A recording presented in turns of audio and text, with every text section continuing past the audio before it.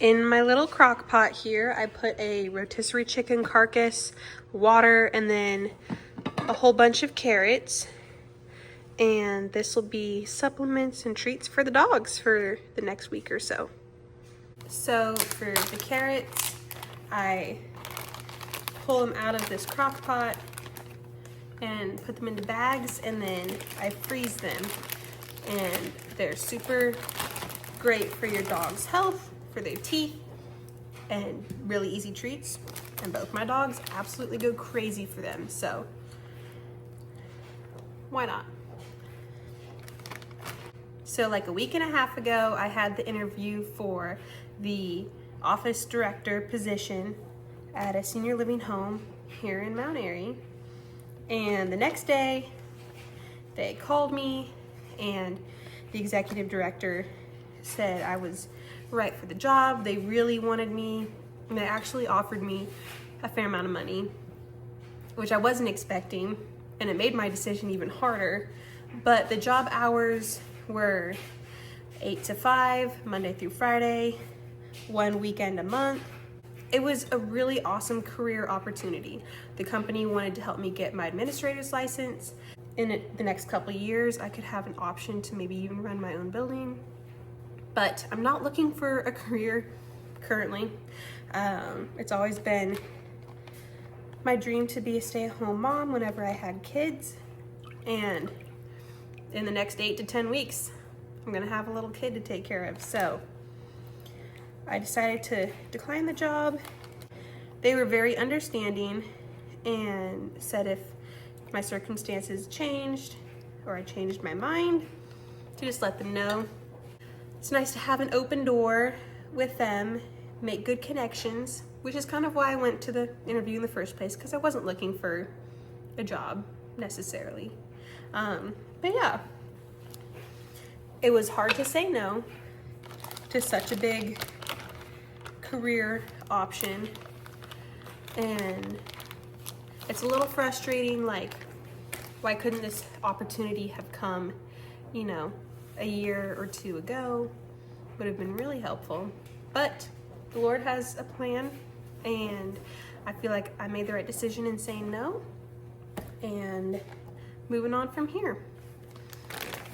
I realize you guys can't really see what I'm doing here, and it's just the nature of not having a great place to set up my phone. So far I've got carrots in a bag. They're gonna go into the freezer for treats for the dogs. And then I'm gonna strain this and put it in the fridge, and then I can add it to their food in the mornings. I like to put my big chicken carcass in a Ziploc bag before I throw it away, because it's always gross to have dripping garbage bags. So, and it helps it not smell so bad if it has to sit for a little while in the garbage can.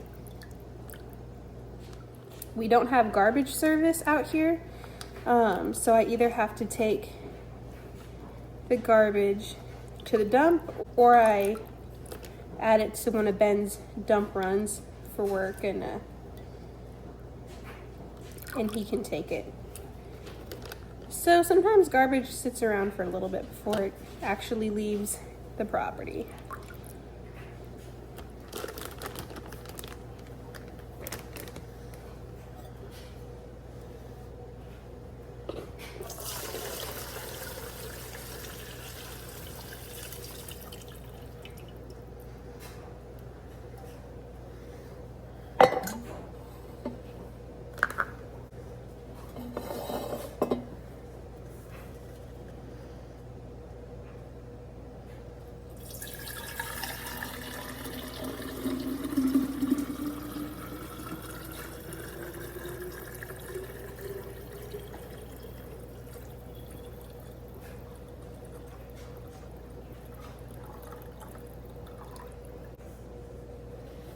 Okay. Ta. And then when we get down to the end here, you can see a lot of the spices stayed in the bowl. So for everybody that's like, that's too much sodium and spices and all that for your dogs, dogs will eat anything.